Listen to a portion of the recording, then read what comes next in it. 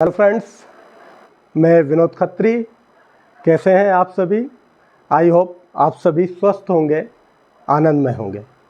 Friends, आज हम बात करने वाले हैं नवोदय प्रवेश परीक्षा के बारे में।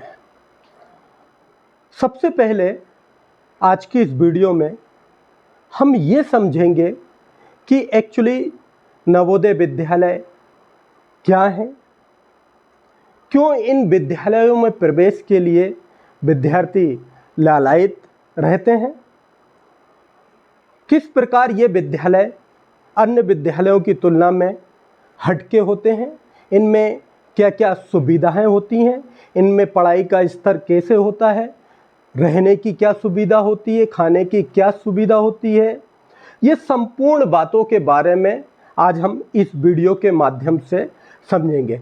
तो फ्रेंड्स, आइए शुरू करते हैं आज की ये महत्वपूर्ण वीडियो को। तो विद्यार्थियों, सबसे पहले तो हम ये समझते हैं कि एक्चुअली ये नवोदय विद्यालय हैं क्या। मैं आप सभी को बताना चाहूँगा कि नवोदय विद्यालय की जो स्थापना की गई है, स्पेशली उन विद्यार्थियों की सुविधा को दृष्टिगत रखते हुए जो कि ग्रामीण क्षेत्रों में है, अर्थात ग्रामीण क्षेत्रों के ऐसे विद्यार्थी जो ऊंचे दर्जे की पढ़ाई के लिए शहरों में नहीं आ पाते हैं, ऐसे मेधावी विद्यार्थियों के लिए गांव के पास ही आवासीय विद्यालयों की स्थापना की गई, जिनका नाम नवोदय विद्यालय है। ये विद्यालय आवासीय होते हैं, साथ ही ये जो विद्यालय होते हैं वो सह शिक्षा वाले होते हैं, अर्थात यहाँ पर छात्र और छात्राएं दोनों सम्मिलित रूप से अध्ययन कर पाते हैं। विद्यार्थियों, हम इन नवोदय विद्यालयों की कुछ विशेषताओं के बारे में यहाँ पर बात करेंगे, इसके बाद हम परीक्षा के बारे में बात करेंगे। तो सबसे पहले हम यहाँ देखते हैं कि जेएनवी या जवाहर नवोदय विद्यालय स्पेशल क्यों होते हैं, किन विशेषताओं के कारण ये अन्य विद्यालयों से कुछ हटके होते हैं। तो सबसे पहले तो मैं आपको बता दूं कि ये विद्यालय पूर्ण रूप से आवासीय होते हैं। इन विद्यालयों में जो मान्यता होती है वो सीबीएसई बोर्ड से मान्यता प्राप्त विद्यालय होते हैं। पूरे विद्यालयों का जो संचालन होता है, प्रत्येक जिले में एक नवोदय विद्यालय होता है, और इन तमाम नवोदय विद्यालय का जो संचालन होता है वो सेंट्रल से होता है। साथ ही इन विद्यालयों में जो शिक्षा प्रदान की जाती है वो कक्षा 6 से 12 तक की कक्षाओं के विद्यार्थियों को यहाँ पर अध्यापन कार्य कराया जाता है। आगे हम देखते हैं कि इन विद्यालयों में कौन कौन सी सुविधाएं मौजूद होती हैं। सबसे पहले हम शिक्षा से संबंधित हम सुविधाओं के बारे में बात करें, जो कि सबसे ज़्यादा महत्वपूर्ण है। तो विद्यार्थियों, मैं आप सभी को बताना चाहूँगा कि जैसा कि मैंने अभी आपको पूर्व में बताया कि ये तमाम नवोदय विद्यालय जो हैं वो सीबीएसई बोर्ड से मान्यता प्राप्त होते हैं। साथ ही अंग्रेजी और हिंदी माध्यम में यहाँ अध्यापन की सुविधा प्रदान की जाती है, और तमाम प्रकार की जो शैक्षणिक सामग्रियाँ होती हैं, जैसे कि हम बात करें बुक्स के बारे में बात करें, कॉपी के बारे में बात करें, हम स्टेशनरी के बारे में बात करें, इस विद्यालय में ये तमाम शैक्षणिक सामग्री निःशुल्क प्रदान की जाती है। साथ ही पहनने के लिए यूनिफॉर्म आपको उपलब्ध कराए जाते हैं, शूज़ आपको उपलब्ध कराए जाते हैं, तमाम जो है सामग्री आपको यहाँ से निःशुल्क प्राप्त होती है। साथ ही मैं आप सभी को बताना चाहूँगा कि 10वीं के बाद इन विद्यालयों में आप अपनी सुविधा के हिसाब से, आप अपनी रुचि के हिसाब से आप स्ट्रीम का चयन करते हैं। कुछ विद्यार्थी 10th के बाद जो हैं वो साइंस सब्जेक्ट की ओर जाते हैं, कोई कॉमर्स की ओर जाता है, कोई आर्ट्स की ओर जाता है। तो इन स्ट्रीम को चुनने के बाद आप जो भी स्ट्रीम चुनते हैं 10th के बाद, तो जो भी आप स्ट्रीम चुन रहे हैं उस स्ट्रीम की तैयारी के लिए विशेष कोचिंग भी निःशुल्क विद्यार्थियों को प्रदान कराई जाती है। आगे हम बात करते हैं खाने की सुविधा के बारे में।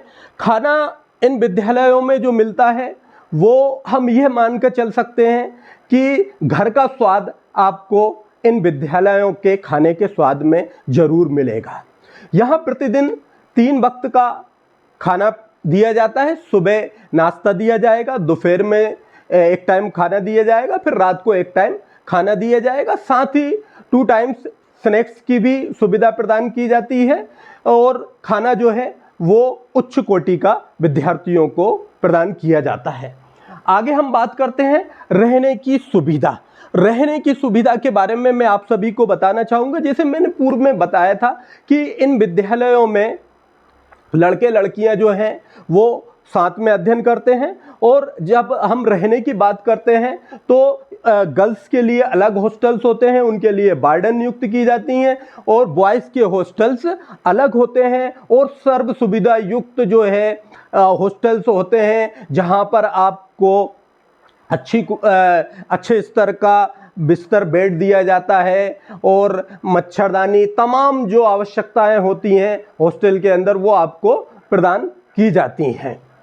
तो हम कह सकते हैं कि रहने की भी बहुत अच्छी सुविधा इन विद्यालयों में होती है। आगे हम बात करते हैं कि सिक्योरिटी के बारे में। चूँकि हम सभी जानते हैं कि इन विद्यालयों का संचालन जो होता है वो कक्षा 6 से 12 के लिए होता है।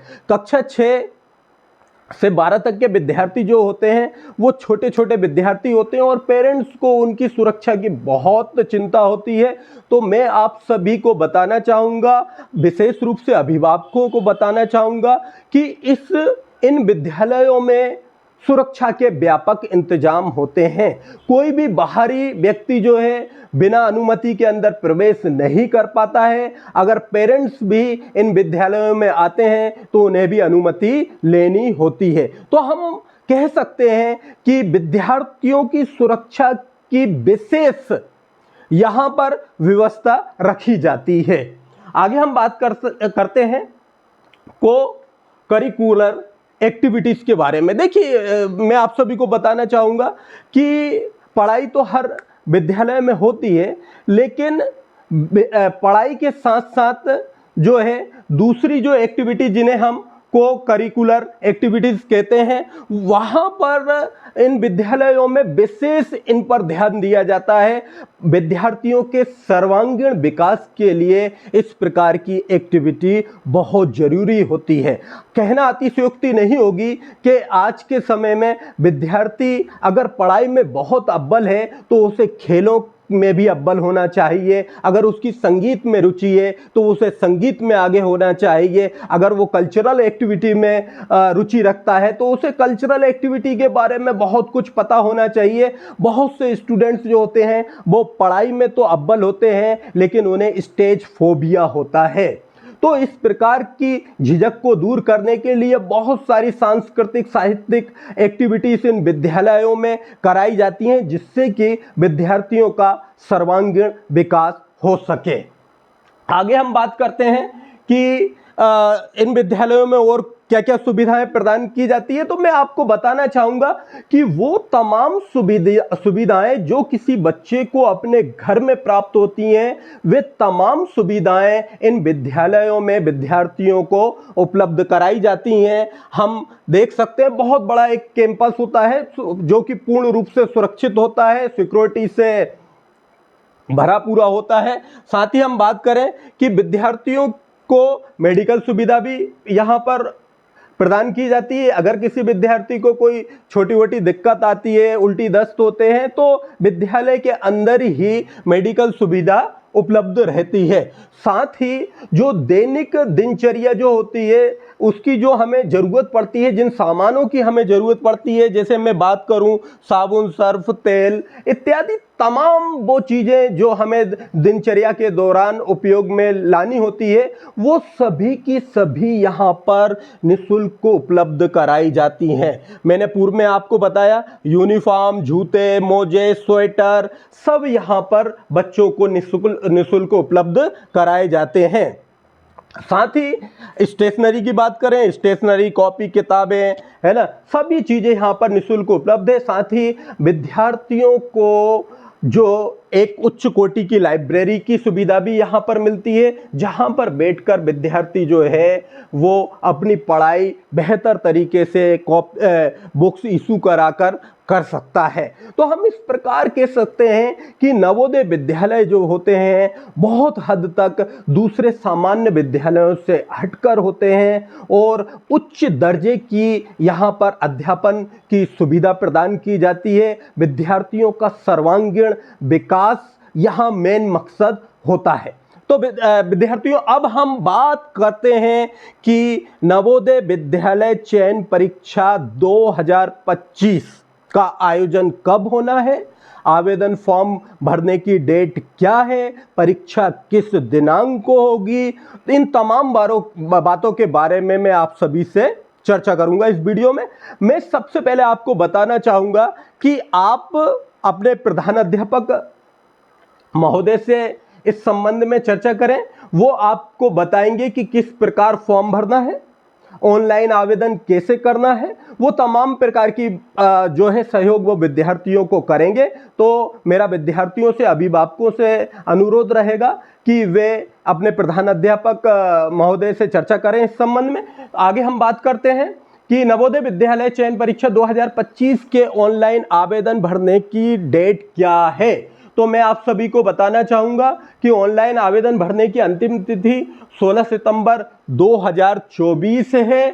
साथ ही परीक्षा का आयोजन 18 जनवरी 2025 को होगा।